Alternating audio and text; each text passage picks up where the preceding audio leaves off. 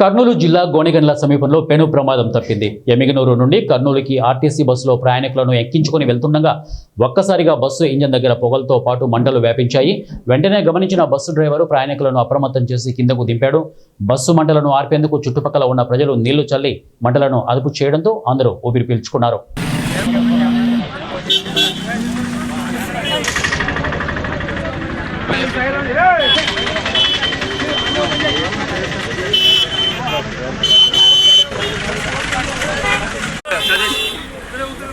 सतीश साड़ी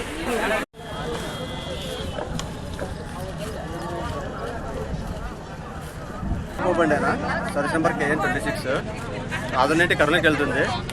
ఈ గోనెగండ్లలో ఇప్పుడు జస్ట్ ప్యాసింజర్లు ఎక్కున్నాను. ఊరు క్రాస్ లోపల అంత దాంట్లో మంటలు వచ్చేసినవి. వెంటనే బండి సైడ్ ఆపి ప్యాసింజర్ని సైడ్ దింపేసినాను. వెంటనే మంటలు కొంచెం ఎక్కువైపోయినవి. ప్యాసింజర్ సహాయంతో కూడా మంటలు ఆర్పడం జరిగింది. ఒకవేళ అంతవరకు జరిగిందన్న. అది సడన్గా మంటలు చెలరైపోయినవి. ఎంతమంది ప్రయాణిస్తున్నారు దీంట్లో? ఉన్నారన్న, ఫుల్ ఉంది, బస్సు ఫుల్ ఉంది. 50 మంది దాకా పైన ఉన్నారు. నా పేరు తిప్పన్నారా, నేను ఆదుండి డ్రైవర్ని.